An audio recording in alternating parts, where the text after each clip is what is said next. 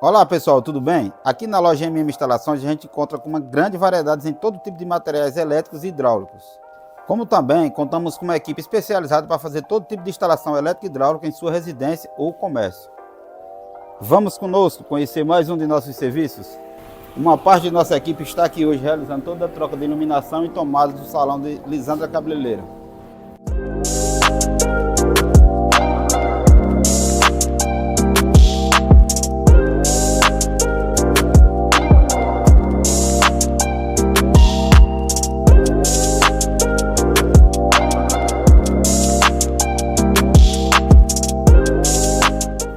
Para você de qual região que está precisando de fazer sua instalação com qualidade, procure a MM Instalações, Rua Francisco de Paula, 1367. Segurança e confiabilidade. Atenção, nós que fazemos o Hotel Ribeiro dos Icós estamos preparando uma grande novidade para esse Dia dos Namorados. Acompanhem nossas redes sociais e vejam tudo o que iremos propor.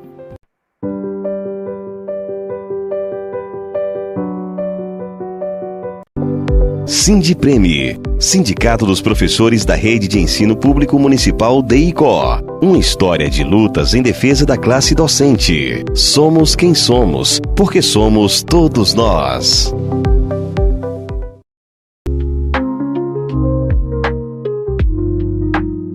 Realizar procedimentos estéticos é essencial para manter a saúde e jovialidade da sua pele. O skincare adequado pode garantir a durabilidade do seu procedimento. Vou te dar uma ótima dica para a sua rotina diária. Investir em um bom hidratante vai garantir a manutenção do seu procedimento, assim como melhorar cada vez mais o aspecto da sua pele.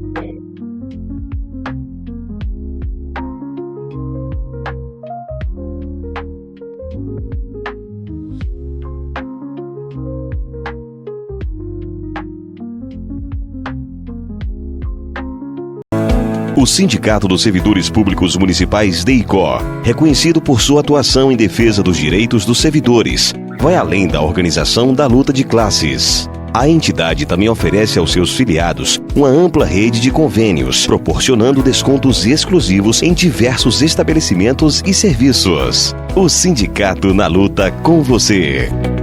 Atenção você que tem sua carteira assinada e quer fazer o seu empréstimo consignado. Nós aqui da GB Mais Crédito largamos na frente com essa novidade. Você que quer fazer o seu empréstimo, venha, faça a sua simulação. A nossa equipe aqui da GB Mais Crédito está em todo vapor fazendo as simulações para o público. Venha, nos procure pelo contato que vai estar aparecendo aí embaixo e veja a sua melhor simulação, a melhor oferta para você.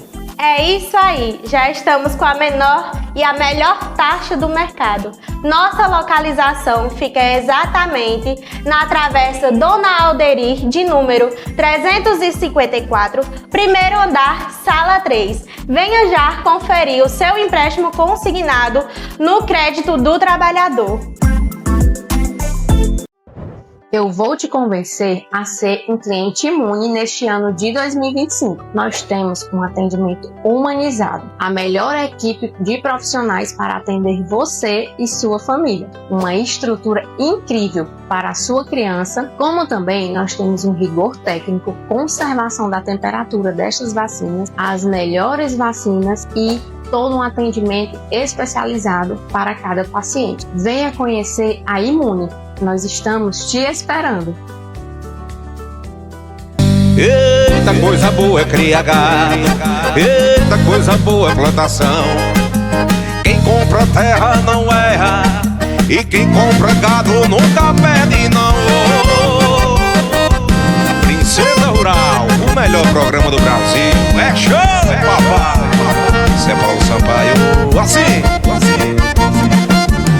Agro tá em alta no Brasil, agro tá em alta no mundo inteiro. Ideia que o povo aplaudiu. Quem planta colhe viu e quem cria. Alô, meu povo! Seja bem-vindo, seja bem-vinda em mais um Princesa Rural. Hoje eu vou ter o prazer de receber o meu padrinho no Sind, o cara que me apresentou o que eu faço hoje na Fazenda Pilar. Eu sou Virton Costa. Estamos aqui direto pela TV Princesa do Vale, grupo Princesa de Comunicações. E é uma honra o convidado de hoje, um amigo, um irmão, filho do ICO, professor doutor Rodrigo Gregório da Silva. Por gentileza, doutor, seja bem-vindo ao nosso programa. É uma satisfação tê-lo aqui conosco, nesse bate-papo, para levar para você, homem do campo, um pouco da experiência do professor Rodrigo. É um cara que vive a pecuária, é um cara do campo, é um cara que, além de ter a didática, passou pela academia, ainda tem a vivência, o aspecto de vivência no dia a dia do negócio dele. Então, é com muito prazer que hoje recebo esse grande amigo, grande irmão, professor Rodrigo Gregório. Por gentileza.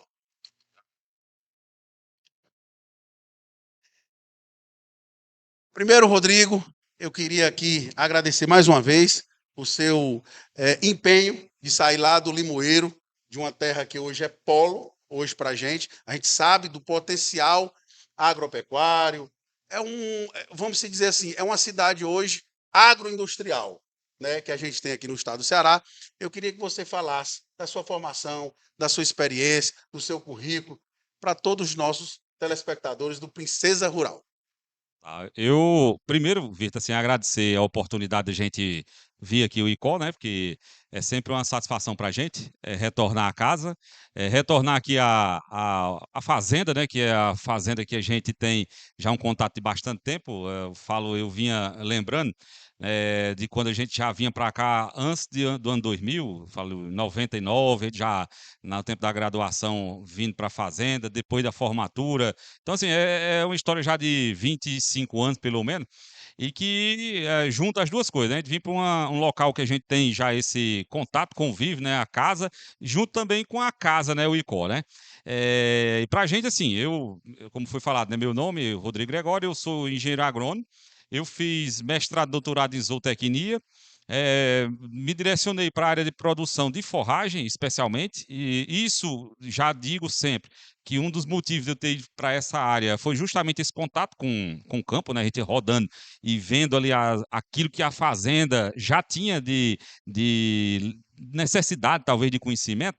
A gente decidiu, durante a graduação, já no final, de trabalhar dentro dessa área, porque era uma área que a gente via que dentro das fazendas elas eram normalmente deficitárias, né? Então, assim, a nossa formação é essa, a gente trabalha hoje, é professor do Instituto Federal lá em Limoeiro do Norte, nos cursos de agronomia e técnica agropecuária, além da gente também estar com essas parcerias sempre com a produção, né? Sempre indo de fazenda, sempre levando ali E um pouco. outra, né, professor? Além da gente ter essa irmandade, a gente tem muita história de UFC, a gente tem muito convívio na UFC desde a nossa formação. A gente participou, pessoal, vocês que estão aí, que estão acompanhando esse programa, nós somos fundadores do Greco, do Grupo de Estudo e Extensão em Caprinos e Ovinos, lá na UFC.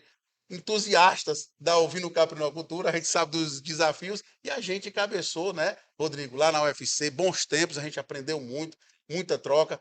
Eu quero que você traga isso aqui. A primeira pergunta, Rodrigo, que eu quero direcionar para você é assim: o pecuarista nordestino que trabalha nesse torrão aqui, nesse que é tão desafiador, né? A gente sabe da estiagem, a gente sabe dos desafios e a gente sabe também que é possível, né? Como dizia o saudoso Manelito Dantas, a pecuária vai ser no Nordeste seco, por conta do crescimento da agricultura. Hoje a agricultura está tomando conta, seja no Ceará, em alguns pontos, seja no Norte, Nordeste, Centro-Oeste. Então está comprimindo a pecuária. Eu queria que você, pelo aspecto que você tem lá no Instituto, nas suas pautas, das suas aulas, o que você traz assim de o que eu sou um pequeno produtor, quero começar a minha criação, o que eu devo fazer, quais são as escolhas, o que eu devo ter de norte, o que eu preciso ter de norte para dar o pontapé inicial para, por exemplo, adentrar na pecuária. Pronto, é uma pergunta bem interessante porque a gente sempre fala que muitas vezes tem se preocupado com aquelas coisas que seriam ali do dia a dia, já daquela da execução. Quando, na realidade, boa parte das soluções, elas deveriam e fazem parte ainda da fase que eu diria anterior à parte já da executiva, ou seja, do planejamento. O que é que eu quero dizer com isso? Que você pegar e, se porventura vou decidir em trabalhar aí uma produção pecuária, como está falando, de ovino, de caprino ou de bovino, a gente precisaria ter sempre em mente o seguinte: se eu decidir fazer algo que não é bom ou não é adequado para aquela minha situação, eu não vou conseguir resolver depois de implantado. Ou seja, se eu monto um negócio que é ruim, eu não ajeito ele depois. Então, o primeiro ponto da mensagem é dizer assim: o planejamento é um ponto de partida fundamental. Saber o que é que a gente vai fazer, saber como é a melhor alternativa para aquele local, sempre é o ponto mais importante. Você me deu já a deixa quando falou lá do Manelito Dantas, porque já naquele tempo, se a gente lembrar, em 2000 foi 2000 que a gente foi lá na Carnaúba, né? E quando a gente chegou aqui, uma das primeiras coisas que a gente foi já imaginando, a gente tem que montar um planejamento da propriedade. Montar o planejamento em que sentido? A gente tem que fazer aqui, ver o que é que dá para produzir na propriedade, né? Ou seja, o que é que pode ser plantado, quais são os tipos de solo. Vamos fazer os desenhos dos mapas, vamos fazer o mapa, ver onde é que é um solo mais arenoso, onde é que é um solo mais argiloso, onde é que encharca, onde é que posso botar um capim A, capim B. Então, veja que a solução, ela passa primeiramente pelo planejamento. Nós estamos num ano bem típico dessa situação. Começou a chover e chovendo até bem, muita gente se empolgando. Só que, como nós estamos numa região semiárida, essa questão ligada à chuva, né, especialmente à variação de quantidade e de distribuição, é uma característica normal, né? Então, ou seja, ter parado de chover ou estar chovendo de maneira assim variada é uma característica nossa. Então, veja, já falamos duas coisas. Falamos de questão de eu saber o que eu quero, né? Ver o que é que minha propriedade possibilita de cultivo, tá? E depois incorporar a essa situação esse quesito que é particular nosso, que é a nossa chuva, né? Esse é um ponto. E esse planejamento, eu acho que é fundamental. Eu acho que você tem que ter um norte, tem que saber qual é o tipo de pecuária que você vai adentrar. Você tem que escolher se vai entrar em pecuária de corte ou pecuária de leite e escolher a forragicultura que se adapte à sua região. Se você vai trabalhar com sequeiro ou com área irrigada, tudo isso eu acho que é fundamental para que o pecuarista saiba. E outra, você falou, né? O Rodrigo tem um podcast muito famoso aqui no estado do Ceará, é o Nordeste Pode Mais. Parabenizar você e toda a equipe, o Rodrigo também. E a gente assiste e é assíduo no seu programa. E você falou, essa semana, o último programa, falou que quando o custo operacional ele ultrapassa a receita, você tem que ter o pé atrás. Então, assim, qual a forragem, Rodrigo? Qual é o tipo de forrageira que a gente pode levar lá para o nosso produtor, que ele possa pensar? Por exemplo, eu trabalhando com sequeiro, quais são os tipos mais adaptados? Se você pode citar algum tipo você falar também de uma alternativa que a gente bate sempre nessa tecla, da palma, e o gado de leite, enfim, vamos por partes. Para escolher a forragem ideal para o semiárido, para eu trabalhar, por exemplo, em sequeiro. Tá. Primeiro, é muito interessante essa pergunta, porque assim, a escolha da forragem, normalmente a gente passa por uma questão ligada a saber assim, ó, o capim, muitas vezes eu vou escolher pelo que eu vi lá na propriedade de um conhecido, de um outro produtor, ou na TV, né? Então, assim, são coisas que a gente pode dizer que é importante eu escolher esse material com base também na experiência de outras pessoas, tá? Porém, a gente tem que lembrar que o capim, a cultura, especialmente sequeiro, ele tem que ser aquela cultura que tem comprovadamente a capacidade de se adaptar àquele solo que está na sua propriedade. Então, o primeiro ponto é escolher o capim, a cultura, que seja realmente reconhecido essa sua capacidade de se adaptar. Quando eu falo capacidade de se adaptar, vamos pegar aqui um exemplo. A gente pega aqui um solo que ele é muito argiloso e que quando é no período da chuva tem risco de ficar encharcado. Eu não posso botar lá um capim nesse lugar que não suporte o encharcamento. Então, a escolha, ela é sempre balizada, primeiro, no clima. Eu vou ver se é quente, se é frio, se chove pouco, se chove muito. Depois do solo, porque o solo, junto com o clima, vai interagir e vai dizer qual é a condição que aquela cultura vai ter que se submeter.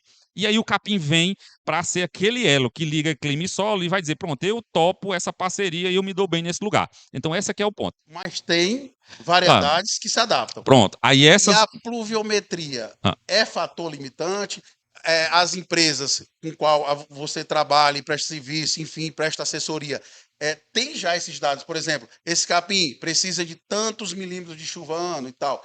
Isso é fácil, Rodrigo, a Não. gente adquirir essas respostas? Não, assim, para nós, no semiárido especialmente, a gente tem ainda limitação com relação a essas validações. Quando a gente fala validação de um capim, nós estamos falando o seguinte, o capim, para eu dizer que ele dá certo, eu vou ter que dizer com a garantia que ele suporta passar por tudo aquilo que o semiárido oferece. Ou seja, ela teria que ter sido cultivada por um tempo longo para saber se aquele capim suporta um ano que vem chovendo acima da média, se ele suportou quando choveu abaixo da média, para poder dizer, pronto, nos últimos 10 anos, 15 anos, ele enfrentou todos aqueles rigores que o semiárido apresenta e conseguiu passar. Logicamente, são experimentos de longo prazo. Então, tem culturas, capins novos, que são promessas, são muito promissores, mas a gente tem capins que já são consolidados, tá certo? E aí, junto o conhecimento dos dois, da academia e do produtor. Nós conhecemos, historicamente, que tem capins, por exemplo, canarana, que suporta um lugar como o nosso, com solo pesado, sujeito a encharcamento, e depois o período seco. A própria braquiária de brejo é um exemplo desse tipo de situação.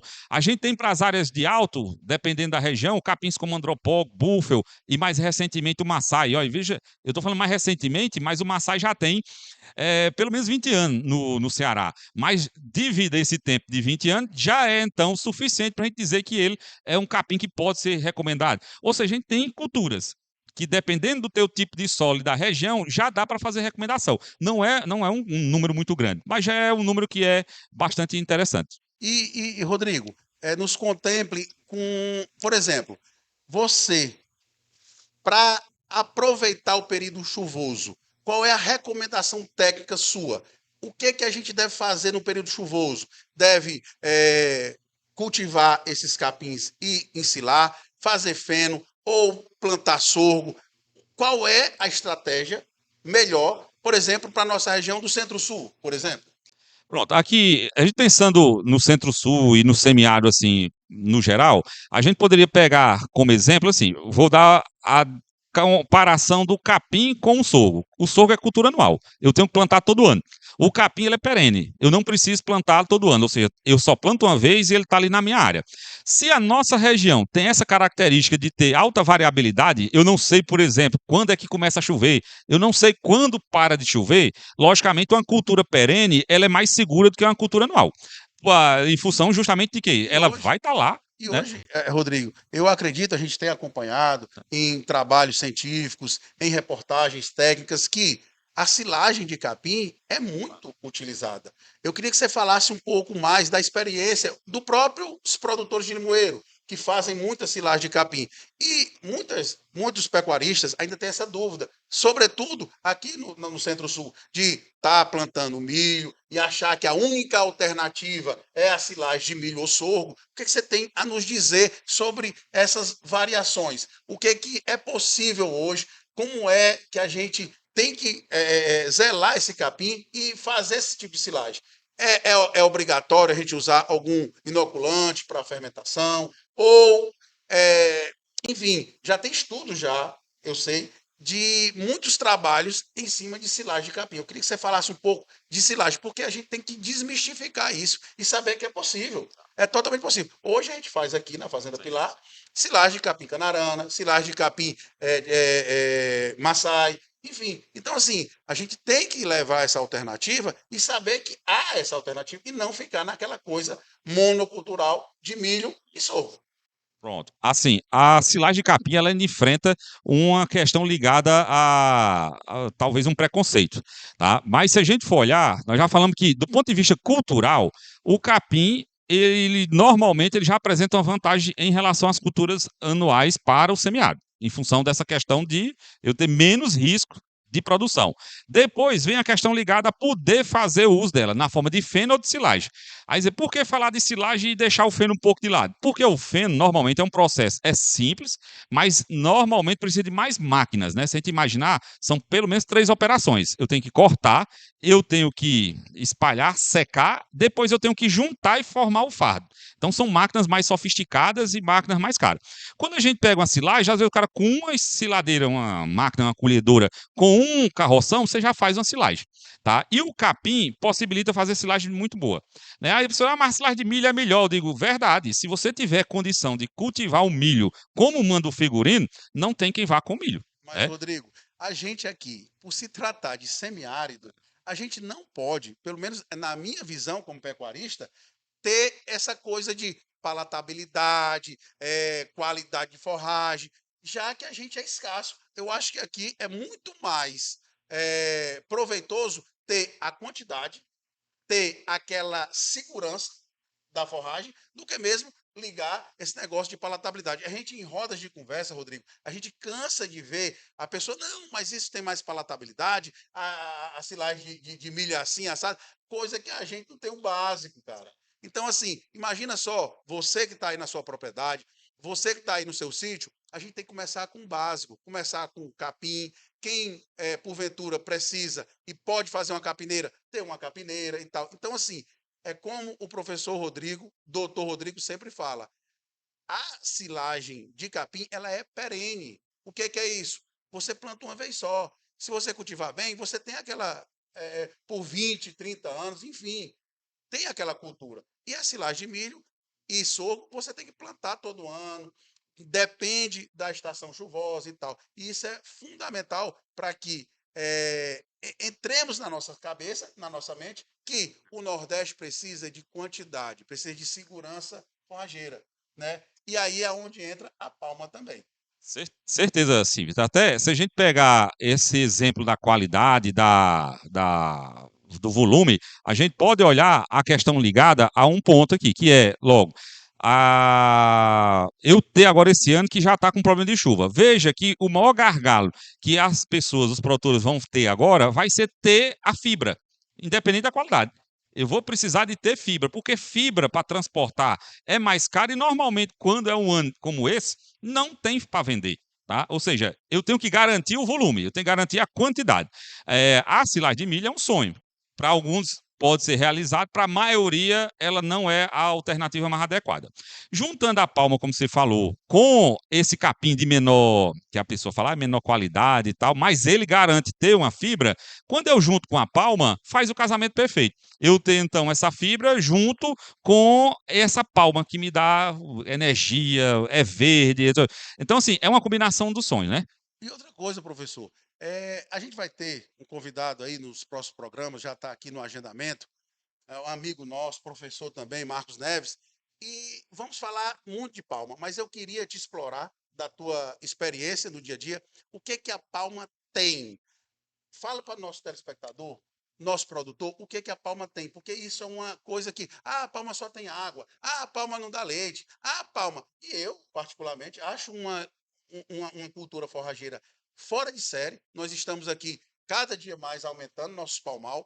Para quê? Para dar justamente, porque para mim, que sou pecuarista do semiárido, é um silo ao céu aberto. Eu não preciso ensilar.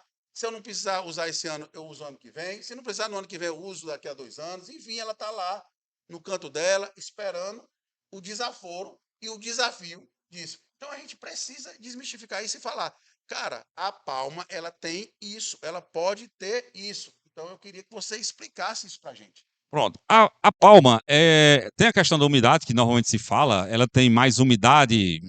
Vamos fazer uma comparação com o capim verde. Um capim verde tem 20% de matéria seca, ou 80% de água. A palma tem 90%, ou seja, ela tem a metade da matéria seca do capim. Quer dizer, é ruim por isso, porque tem a metade? Não. Veja que não é tão distante, porque quando a gente fala que tem muito ou tem pouco, pode parecer que, por exemplo, a palma só tivesse 10% daquilo que um capim bom tivesse. Não, ela tem 50% da matéria seca de um capim. Tá? Só que ela tem outras vantagens. Dá um exemplo. Essa água, principalmente para as propriedades de sequeiro, o animal que consome palma, ele demanda menos água, por exemplo, no bebedouro. Então, já é uma água e uma água de qualidade, sem sal, uma água muito boa, né? Ela é uma fonte de energia muito elevada de digestibilidade, é uma característica qualitativa. Ela tem uma fonte, ela é uma fonte de energia muito fácil do animal acessar, porque ele consegue digerir aquele material. Juntou duas coisas boas, já tem água boa e tem na sua matéria seca uma maior parte de energia e energia de alta qualidade. Fora que ela é verde, eu vou estar dando, né, vitaminas, pigmentos para esse animal, né, também é uma forma disso. Ou seja, eu tenho, além dessa característica, o casamento com aquilo que eu tenho na propriedade também, que vai ser os pastos, por exemplo, seco. De forma que a gente já sabe que se você tiver capim, mesmo que seco, dando palma e um sal proteinado, você engorda gado na seca.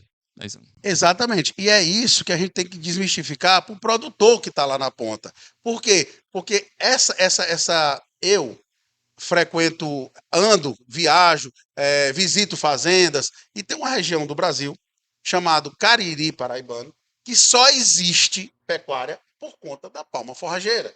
A gente anda lá, não existe pecuária sem palma forrageira. Se você tem capim seco, você pode suplementar lá no campo com a palma. Se você puder casar... E outra, professor Gregório, é importante salientar que a palatabilidade é fora de série. Os animais preferem, se você colocar hoje aqui em casa 1 quilo de palma e 1 quilo de ração concentrada, primeiro eles vão na palma para depois ir na ração. Então isso, as pessoas ainda têm essa mística, Gregório, de que os animais não vão pegar, que não sei o que e tal. E é muito pelo contrário. A palma, ela é uma forrageira espetacular. Está aqui o professor Gregório atestando as propriedades da palma. Pois é, professor Gregório, a gente tem aqui que explorar, meu amigo, essa capacidade sua, essa autoridade que você conquistou com brilhantismo.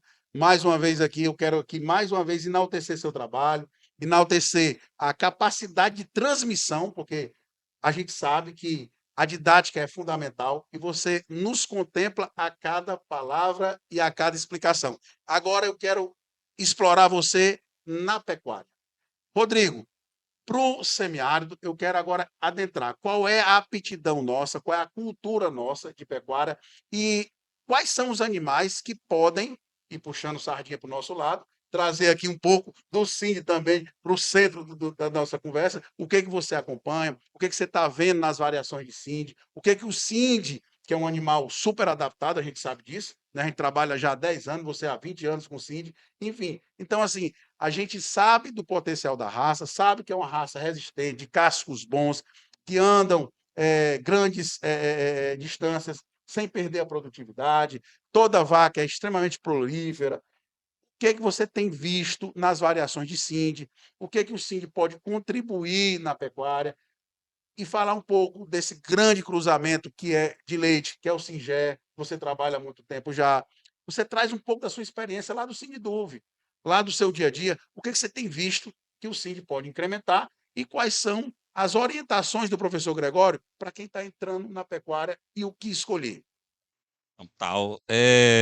Assim, a gente pode dizer que, como o Nordeste ele tem essa variação que nós falamos muito acentuada, a gente vai ter regiões que muitas vezes tem visto sistemas de produção intensivo crescendo de maneira bastante intensa. Para a grande maioria do semiárido, esses tipos de sistema muitas vezes vão ter limitações, tá? Para a grande maioria, então, a gente trabalha dentro de uma lógica de pecuária mais ajustada àquelas condições ambientais que naturalmente estão disponíveis. Então, a gente falou na primeira parte. Vamos só por partes. É porque a gente sabe que hoje, o que você está dizendo, é que tem os composts da vida que não tem limite. Sim. Ou seja, se você puder intensificar e usar aquelas variações de holandês que dão 40 quilos de leite dia e tal, beleza. Mas a gente sabe, no dia a dia, nas visitações, sobretudo nos pequenos e médios produtores, que eles trabalham com limitações. Por exemplo, tem uma pequena capineira, tem um sítio, uma solta e tal, e eu queria saber qual é a alternativa que a gente pode ter para esse tipo de pecuarista. Então, assim, para a grande maioria vai ser esse. A gente sempre gosta de fazer uma associação com o que aconteceu com o frango. Lá atrás, eu quando estava aqui ainda pequeno, no ICO, gosto de falar muito na Granja da Índia, a gente vivia falando lá, escutando, né? Porque pequeno estava só escutando, falando lá de que o futuro ia acabar com frango caipira, aquele que você matava na hora, que era frango congelado, que era isso. Ou seja, eu saí daqui em 95, né? Já tem faz 30 anos, né? E o frango caipira fez aumentar. Na realidade, as granjas grandes hoje estão passando a produzir o frango caipira, que é de granja, mas é um tipo de produto. A grande maioria dos produtores vai ser igual o que a gente vê ao mesmo jeito do frango. Eu vou ter produtor que cria galinha caipira a vida toda e vai estar lá. E hoje é um negócio até mais estruturado, né? Eu tenho criações de galinha Certeza caipira. absoluta. Então, assim, por que a gente fala essa associação? Porque, na realidade, muitas vezes a gente fica vendo debates, até muitas vezes dizendo que um é melhor do que o outro. Não, eles são complementares. Tem uns que vai servir para cá e tem outros que vão servir para cá. Para o semiárido, a gente está falando de uma pecuária que a gente acredita que seja com esse animal, né? Até porque, ó, na primeira parte a gente estava conversando de que o capim eu escolho com base no clima e no solo. Aí eu tenho o capim. E o animal? Com base no clima e no capim. Ou seja, é um fluxo que, se a gente for olhar, o clima e o solo definem quais são as culturas e o animal. E o zebu, especialmente o Cindy, ele entra muito forte nessa lógica porque ele complementa, ele se associa a todos esses elementos naturais de uma maneira a precisar de menos intervenção. Menos intervenção é menos investimento, ou seja, eu consigo ter resultado já com o que eu tenho naturalmente. E aí ele viabiliza a grande maioria das propriedades, especialmente daqueles produtores que não têm tanto recurso financeiro, tanto dinheiro para fazer modificações de grande vulto dentro de uma propriedade, a tornar viável enquanto negócio, aproveitando o que ele tem. Ou seja, ele transforma aquele potencial natural em dinheiro. Então, essa é a lógica. Quando a gente fala do meio-sangue, especialmente com Jesse, né, que seria o Cindy com Jesse, a gente tem aquilo que se fala na zootecnia, né, que é a busca da heterose, a busca do vigor híbrido. Ou seja, eu trago uma raça que é a Jesse, que tem reconhecidamente potencial de produção leiteiro, leite de qualidade e rusticidade dentro dos europeus, e associo com o zebu, também reconhecido como rústico, adaptado às condições de clima local, com potencial de produção de leite e um bezerro bom. Ou seja, eu faço um meio-sangue que tem uma capacidade de se ajustar aos sistemas da região. Então, pensando em leite, esse cruzamento é aquele que a gente acredita que vai ser muito promissor. Claro, com um holandês, se você pensar aqui um cruzamento de Cindy com um holandês fazendo aí o Sindolano, também é possível, dependendo das suas condições. Ou seja, é uma alternativa interessante e que pode ser muito promissor. Eu chamei e te desafiei em relação ao Cindy com Jessen, porque assim, a gente sabe que é um animal menor, é um animal que vai precisar de menos forragem, menos comida e tem uma longevidade de produção boa. Você tem experiência própria. Você sabe, você pode trazer para o nosso telespectador qual é uma produção de Singé lá no Sindiduva. O que você conseguiu? Como você conseguiu? Qual foi a linha e o fluxo de produção desse gado? Pronto. O que é que a gente vê? O que a gente conseguiu, pelo que a gente vê de outras fazendas que usaram, são animais que, se você for tirar 2 leites no dia, ordenhar pela manhã e pela tarde, são animais que a gente poderia dizer que a média dele vai estar na casa dos 15, 16 litros de leite, tá? Isso a partir da segunda, terceira lactação. Ou seja, são animais que vão dar, por ano, cada vaca, em torno de 3.500 a 4.000 litros de leite, vaca ano, tá? É uma produção bastante interessante. Quer dizer, por que bastante interessante? Porque eu tentar comparar aqui, por exemplo, com o confinamento, uma vaca vai dar ali, muito boa, dá ali 10.000 litros de leite. E você está conseguindo com uma vaca dessa 40%, 35%, numa condição totalmente. Né? E os custos, né, professor? É outro modelo. É outro modelo e outra coisa. E ainda tem a questão do trabalho, da enfermidade, que é muito importante a E a gente reposição. salientar. Exatamente, e a reposição. É muito importante salientar que esse cruzamento e essa F1 com esse Cindy, que é um zebu extraordinário, aqui para o semiárido, sobretudo, a questão de casco, a questão de controle de hemácia, a questão de reprodução, a questão da reprodução. Então, essas são as vantagens que a gente traz para o nosso produtor e a gente não vai jamais, pelo compromisso e pelo comprometimento que a gente tem com o nosso telespectador, trazer coisas que não são aplicáveis. É por isso que a gente trouxe o Rodrigo com essa vasta experiência para mostrar para vocês que estão aí do outro lado, que é possível pecuária no Nordeste, sim, mas escolhendo desde o capim até o animal. E o Singé, eu atesto, vejo, acompanho e sei do potencial do Singé. Pronto. Então, assim, o segredo, eu diria, nessa combinação, como você falou, sempre vai ser. Tem que sempre ressaltar, porque às vezes se fala, o óbvio tem que ser dito, né? E essa questão de que, dentro dessa lógica de falar do óbvio, o capim tem que ser aquele que se dá na sua condição. Porque senão você vai ter que mudar a propriedade para ter aquele capim.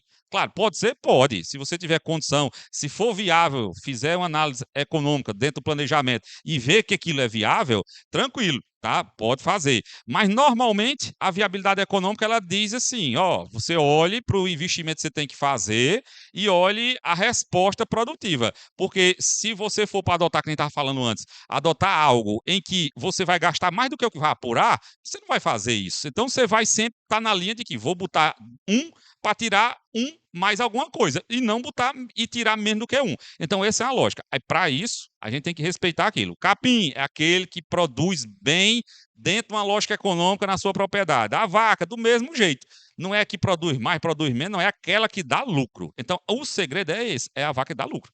Sempre eu converso com um grande professor que me forjou, que é o doutor Alcimário, que está lá na Fazenda Promissão nos acompanhando. Ele sempre fala, meu filho, deu lucro, está no caminho certo. Então é isso que a gente tenta trazer, professor Rodrigo, para o nosso telespectador. Deu lucro, tá certo. Se eu tiver uma vaca bonita, pintada, que eu levo para Expocrato, para bater foto, e ela dá o resultado para bater foto, beleza. Então é isso que a gente tem que trazer e é isso que a gente tem que preconizar, né, nas atividades econômicas, que a pecuária é uma atividade econômica e a gente quer ter sucesso econômico. Então, assim, e outra, né, dentro da pecuária, trazer o Sind para o centro. Eu queria que você falasse um pouco, Rodrigo. Eu sou entusiasta, meu público já sabe, então eu sou suspeito. O que é que você tem visto da evolução do Sind? O que é que você tem visto? O que é que o Sind pode alavancar? O que é que o Sind pode ser usado de ferramenta? Porque a gente sabe que todos os EBUs são as ferramentas que a gente tem que trabalhar na pecuária. E eu sou defensor, né? Eu sempre falo que a conversão vaca que entra na estação de monta por quilo de bezerro que sai da estação de monta, trabalhando só o animal solto, só o animal de corte, a Sind é insuperável. Pelo menos na nossa experiência. Se você colocar uma vaca de 380 de média de quilo, desmamando bezerro de 200 quilos, já vai estar acima de 50% do peso dela. Já está no ponto bom de se trabalhar. Então, assim, eu quero saber da sua experiência, que eu sei também que você é um entusiasta da raça Sind. O que é que o Sind pode contribuir mais? O que é que foi essa evolução do Sind? Como foi que o Sind chegou? Da onde o Sind veio? Eu quero que você traga para essa mesa, para o centro da discussão, o Sind. Pronto. A gente sempre costuma falar de como foi que a gente chegou a pensar no Sind. Até o pessoal às vezes pensa que foi porque a gente foi na Carnaúba, naquele ano que a gente foi. Eu não sei se você vai lembrar, mas a gente foi para lá cabra e ovelha, né? Foi Mas lá. a gente deu Pelo Greco, né? Cabra e ovelha. Foi. A gente foi para o Cabugi, O Alexandre. Fomos pelo Greco, pelo Greco, foi. Aonde a gente viu aquele zebu vermelho no meio do nada, chupando pedra, como se diz a gente no Matutês. Era uma coisa que até assim, a gente tinha ido com o olho para olhar cabra e ovelha, né? E aí, no final já da visita, né? E tá até aqui a imagem da cabra. No final da visita, né? O seu Manelito pegou e disse: olha, pera aqui, olha aqui, ó. Esse gado aqui, eu me lembro muito, a gente subindo no ônibus dele falando, isso aqui vai ser ainda o gado do futuro. Eu nem olhei direito, porque na realidade o olho era para cabra, né? No tempo, a gente estava muito focado em pequenos ruminantes. Então, assim. Mas quando a gente foi passando, depois a gente foi trabalhar com leite, trabalhando com girolando, trabalhando com outras raças, que tem, claro, o seu mercado, tem o seu sistema de produção, a gente sempre teve o foco muito no semiárido. Dentro dessa lógica do semiárido, quando a gente foi ver essa questão ligada aí ao tipo de animal, e a gente começou a fazer as contas, a gente chegou no Sind pelas contas, porque eu não tinha eu não nasci pecuarista, eu não nasci filho de produtor, eu não tinha vaca, né? E aí a ideia era de pegar e fazer justamente o quê? A expectativa de ter um animal que fosse mais lucrativo. dentro dessa lógica, quando nós começamos a fazer essa avaliação que eu falo calculando, qual seria o tipo de animal que desse mais lucro, como era esse animal, qual era o peso, quanto de leite ele teria que dar, qual era o bezerro, o peso do bezerro em relação ao peso dela, a gente chegou naturalmente no SIND, ou seja, era uma vaca que era menor do que a média das outras raças, que, em função dessa característica, possibilitava botar mais vacas por hectare, ou seja, aumentaria a lotação. Porém, como ela tem rusticidade e tinha melhor reprodução, ela não perderia nesse esquisito ligado à quantidade de bezerro, e como era boa de leite, possibilitava eu ter um bezerro mais pesado ao desmame. E no final, quando você somasse quilo de bezerro por hectare ano, ela produziria igual ou mais do que as outras alternativas. Então, a conta do SIND foi essa. Quando você faz a conta de quilo de bezerro desmamado por hectare ano, era essa a forma que a gente fala. O jargão é o gado vermelho que deixa a tua propriedade no azul. Então, isso é que a gente traz com muita propriedade, muita tranquilidade para o nosso telespectador, que é a realidade. A gente não adianta a gente sonhar mais do que dorme, como diz o doutor Alcimar. Não adianta. A gente adianta trazer forragem que se adapta às suas condições, se é sequeiro, se é irrigado, enfim, e animais que se adaptem à sua região, ao seu solo. E a gente tem um solo aqui muito pedregoso, sabe aí dos tabuleiros da vida, ondulado. Então, isso é um desafio. E o SIND se encaixa. Doutor Rodrigo, como é a aceitação? O que é que eu falo em relação à experiência que a gente tem dos nossos clientes? Que SIND só tem porta de entrada. Que quem entra no SIND nunca mais sai, se apaixona pela raça, é uma raça mais dócil de se mexer. Se tiver manejo, você passa a mão no seu gado, independente de colocar em cabresto ou não. É um gado extremamente dócil, é um gado que fácil condução, é um gado bom e resistente às enfermidades, a helmínticos, a verminose, certo? Então, assim, é um gado que, e nas suas andanças, nos relatos de amigos, de clientes, é a aceitação do SIND, Gregório. Eu diria que ele veio, né? Se vê muito dentro das exposições, especialmente dentro lá de Uberaba, se vê nas propagandas, né?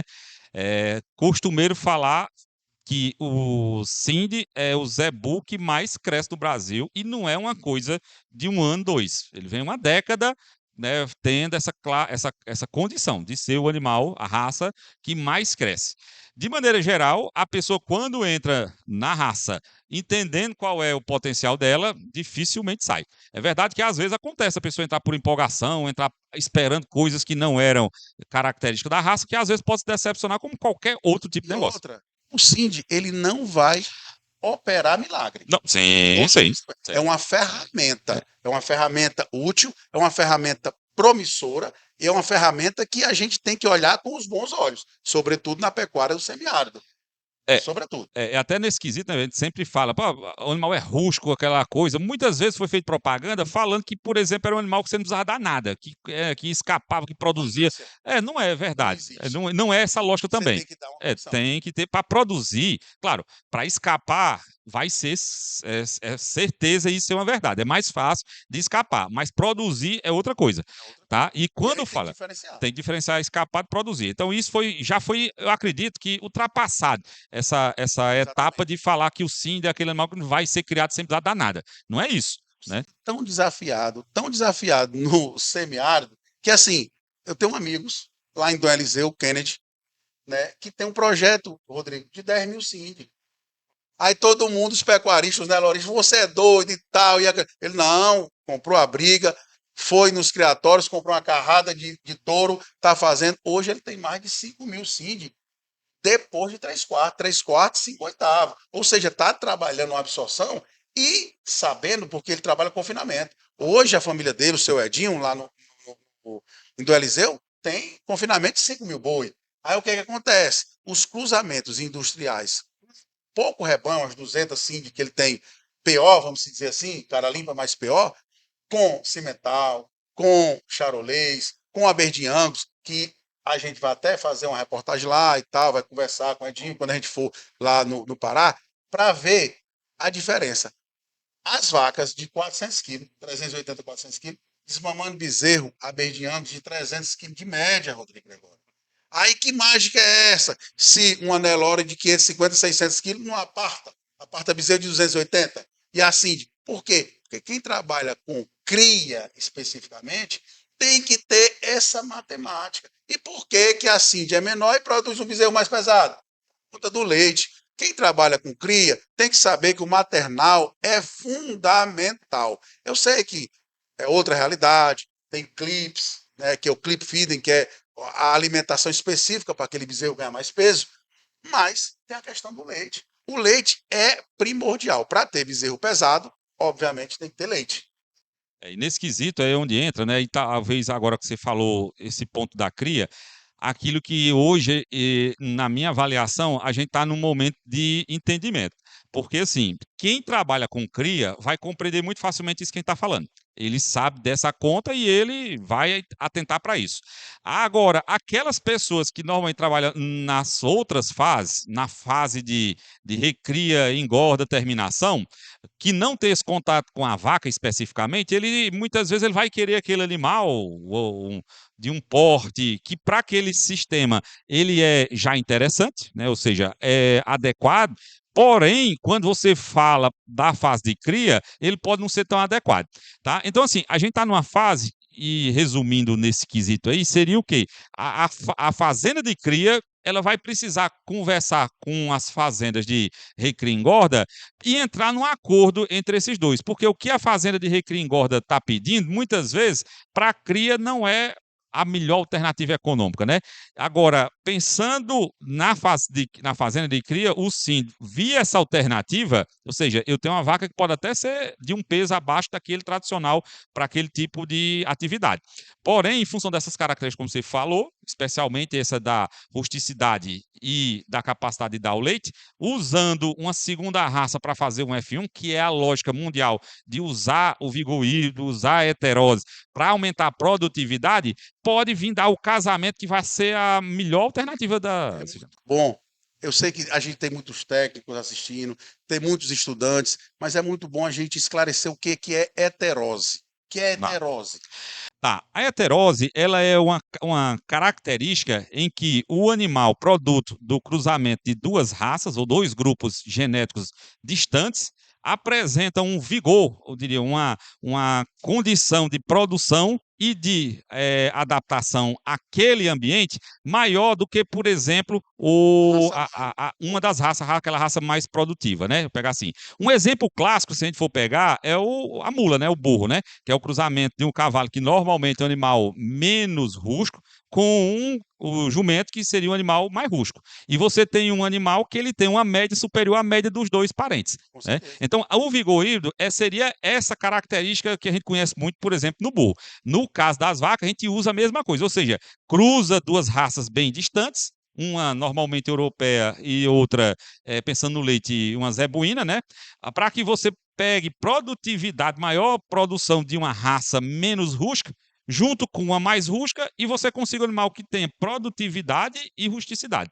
Tá? Então, essa que seria uma lógica. E esse fator a gente sempre traz com muito esmero para nosso telespectador, porque eu sempre falo, a gente traz entretenimento e também traz técnica. Esse é o compromisso que a gente tem, Gregório. Esse é o compromisso que a gente tem, e a gente traz um cara com essa qualidade, com essa capacidade, com essa experiência do professor Rodrigo Gregório. É muito bom a gente escutar de quem não só passou na academia, como vivencia, presta serviço, está no dia a dia no campo, ali na pecuária, ali na ponta, ali dentro dos currais, ali investigando, fazendo todo o trâmite e acompanhando a pecuária como ela é. Pronto. É assim, eu acho que a oportunidade da gente, quando estuda e vai para o campo, é a base de qualquer profissão, né? Então, ter o conhecimento prático e ter também aquele conhecimento teórico, né? Rapaz, a gente já falou de escolha da forragem, falamos da pecuária, sobretudo. Agora a parte econômica, doutor Rodrigo, dessa questão, dessa parte, o que você tem a nos, vamos dizer, contemplar, a nos indicar como é o planejamento, enfim, dentro de uma propriedade rural, dentro do agronegócio? Pronto, esse é um ponto, é uma área interessante, porque normalmente quem mexe com pecuária, a gente sempre costuma dizer que mexe porque gosta. Eu acho que dificilmente você vai encontrar uma pessoa que mexe com vaca, carneiro e tal, que não gosta daquilo. O primeiro ponto vem o tal do gosto. Por isso que a gente fala que o gosto vem muitas vezes à frente. A pessoa decide criar vaca porque gosta, tá? Claro, nós falando da parte econômica, é fundamental que você procure sempre se cercar de pessoas que possam lhe dar ali um apoio nesse quesito de identificar, planejar, pôr número naquele seu gosto. É um desafio grande, que a gente fala que é você, muitas vezes, tentar viabilizar um sonho, viabilizar economicamente ali um gosto, mas é isso que a gente tem que ter em mente, ou seja, precisa de ter um apoio dentro do planejamento, ou de alguém que tem experiência com o negócio, para que você possa ter mais segurança de que aquilo que você está pensando para aquela produção, ela tem um lastro que lhe vai trazer ganhos. Do contrário, se fica só na questão do gosto, da aparência, é uma coisa que vai estar sempre demandando recurso de outra fonte, para então... Vira hobby. Aí vira hobby. Ele deixa de ser um negócio e deixa de ser aquilo que poderia e que tem o potencial, que é trazer ganho e, através do ganho, se tornar sustentável. Então, para ser sustentável uma atividade, e eu falo, desde pequeno a gente escuta muito falar disso, de propriedade, de ser até um dreno de renda da família, ela passar a ser, na realidade, uma fonte. E para ela ser uma fonte, precisa ter um planejamento bem executado, fundamentado, claro, com técnica da parte de produção e da parte também de gestão. E isso é o que a gente pode deixar a mensagem, procurar também pessoas ligadas a isso, não só a parte produtiva propriamente dita, sabe? Eu digo até, professor Gregório, que é fundamental esse planejamento, porque assim, sem a estrutura monetária, financeira amarrada, vira hobby. Vira hobby. E a gente não quer que nossos produtores, nossos telespectadores trabalhem pagando. A gente quer que a atividade seja sustentável. E é isso o conselho do professor e amigo Dr. Rodrigo Gregório. Chegamos ao quadro Pergunte ao Técnico. É quando você, telespectador, produtor rural, manda sua pergunta para o @Virton Costa, apresentador oficial do programa Princesa Rural. E a pergunta de hoje é do produtor seu Zé Bento. Vamos lá ao Pergunte ao Técnico. Como é escolher a planta forrageira adequada para produção pecuária? Respondendo aqui a pergunta do seu Zé Bento, que ele mandou aqui para o programa, como escolher a planta forrageira adequada para a produção pecuária, eu diria para ele que a primeira coisa que a gente sempre tem que procurar saber a planta já foi testada na região? Essa planta, ela tem já como parte da sua avaliação, ou seja, do teste, dizendo que ela se adequa à condição do ambiente daquele local, daquela fazenda ou daquela região? E segundo ponto é o tipo de solo. A gente sempre fala que a planta, ela deve se adequar primeiro ao clima, ou seja, aguentar o nosso clima, e segundo, ela se adaptar à condição de solo.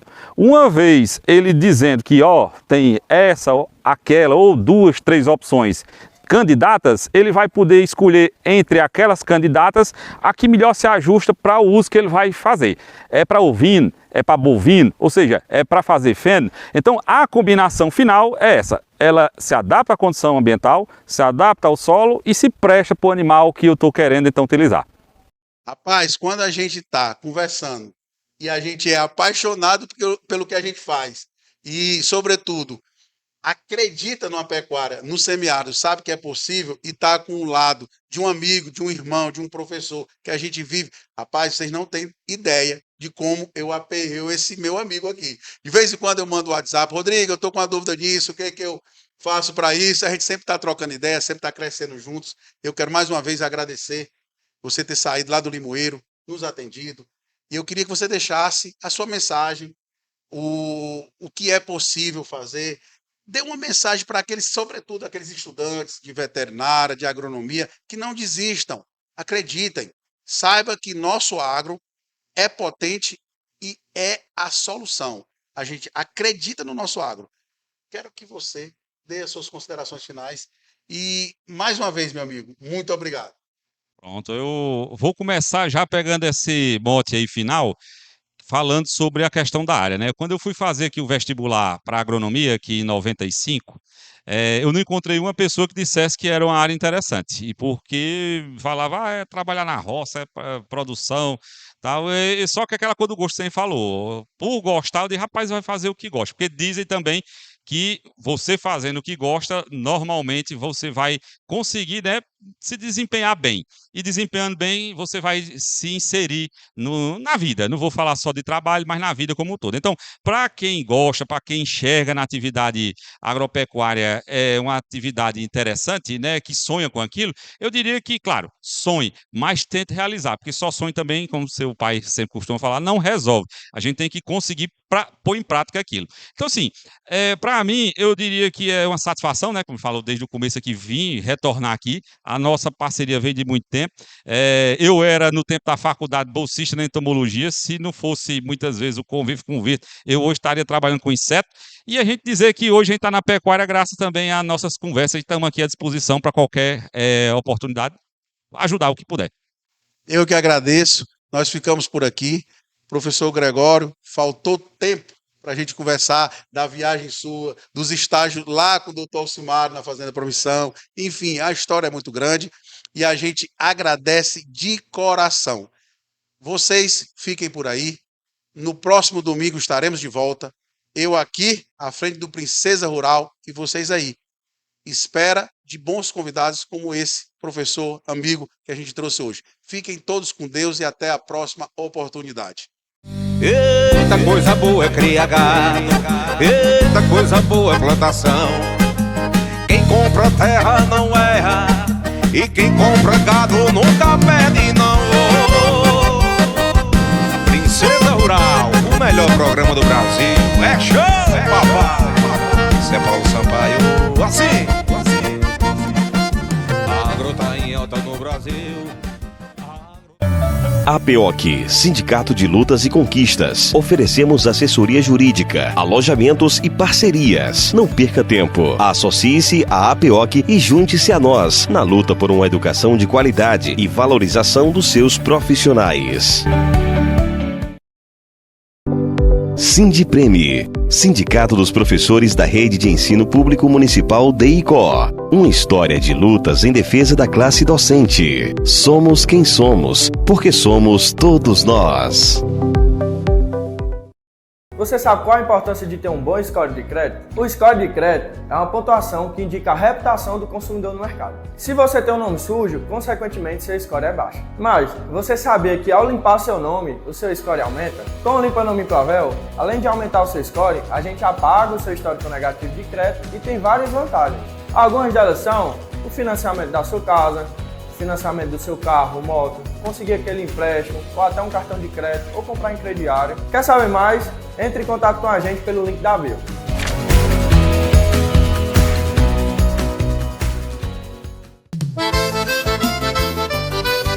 No Trailer dos Amigos, em Icó, Ceará, tem de tudo com o menor preço e o melhor atendimento da cidade. Temos self-service, PF caprichado e aquele churrasco de primeira, tudo isso com aquele sabor caseiro que você ama.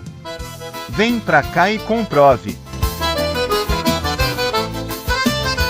Rapaz, aqui é a extensão da minha casa, que eu moro aqui em frente, e assim, a amizade com o Estênio, com o churrasqueiro aqui, o Bicudo, com todo mundo da casa. Então aqui a comida é boa, tranquila aqui, o local é excelente. Todo dia tá aqui.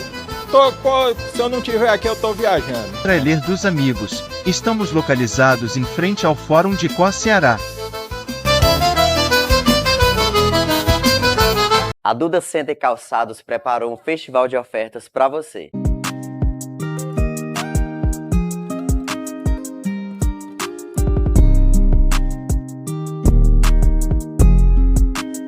Estamos com descontos incríveis em toda a nossa loja. São centenas de modelos em tênis, sapatos, sandálias e muito mais para toda a sua família. Venha você também conferir as nossas novidades aqui na Duda Center Calçados.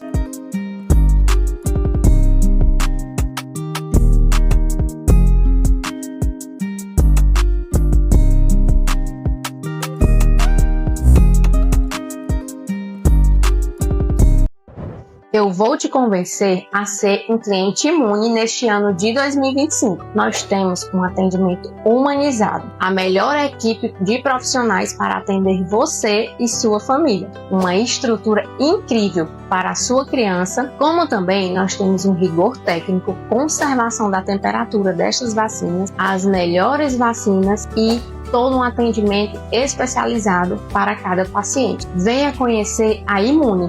Nós estamos te esperando. O Sindicato dos Servidores Públicos Municipais DEICOR, reconhecido por sua atuação em defesa dos direitos dos servidores, vai além da organização da luta de classes. A entidade também oferece aos seus filiados uma ampla rede de convênios, proporcionando descontos exclusivos em diversos estabelecimentos e serviços. O sindicato na luta com você.